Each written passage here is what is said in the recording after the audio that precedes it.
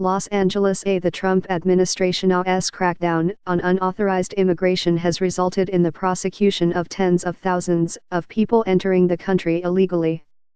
But new data suggests that the government has not prioritized the prosecution of employers, whose jobs represent the biggest lure for those crossing the southern border to reach the United States.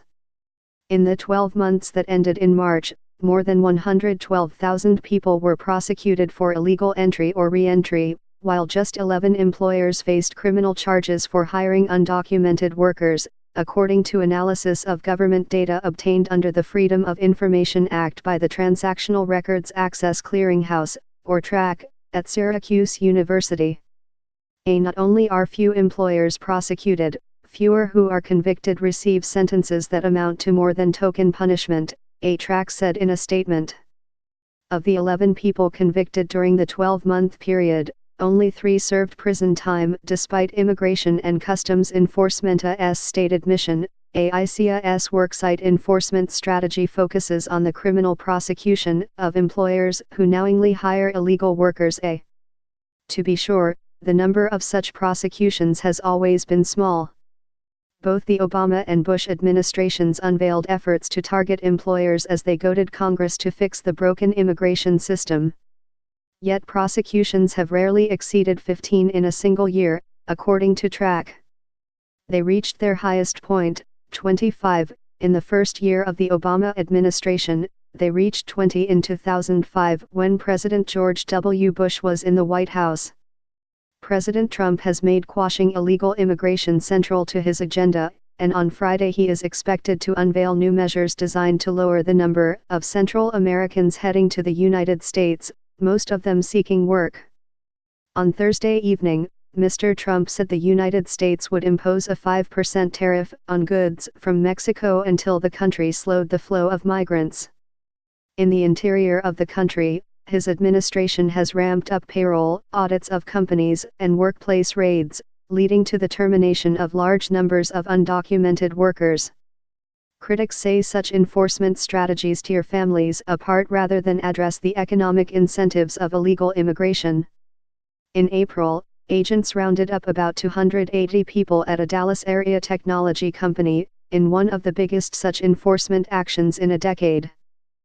The technology group was employing people in the United States illegally, according to immigration authorities, who transported the workers to an ICE facility.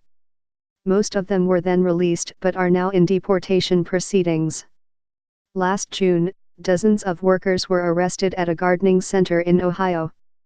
Immigration raids have also occurred in Minnesota, Nebraska, and Tennessee. This administration's focus has been on conducting worksite operations with an eye toward arresting and deporting workers and not necessarily prosecuting the employers, said John Sandweg, who was acting director of ICE during the Obama administration. Nearly 100 workers were detained at Southeastern Provision, a meat processing plant in Bean Station, Tennessee, in April last year, leaving many families without a breadwinner. The owner, James Brantley, pleaded guilty last year to federal charges of tax fraud, wire fraud, and bringing in and harboring aliens, and was scheduled to be sentenced in July. But in most cases, it is difficult to prove that employers knowingly hired people who were not authorized to work in the United States. Most employers do not question documents submitted to them, and few states require them to use a government system to vet them. Tom Roach, an immigration lawyer in Pasco, Washington, whose clients include farmers who grow apples and other crops in the agriculture-rich area, said that some of them had lost a third of their workforce in audits conducted by ICE to identify workers whose documents were fake.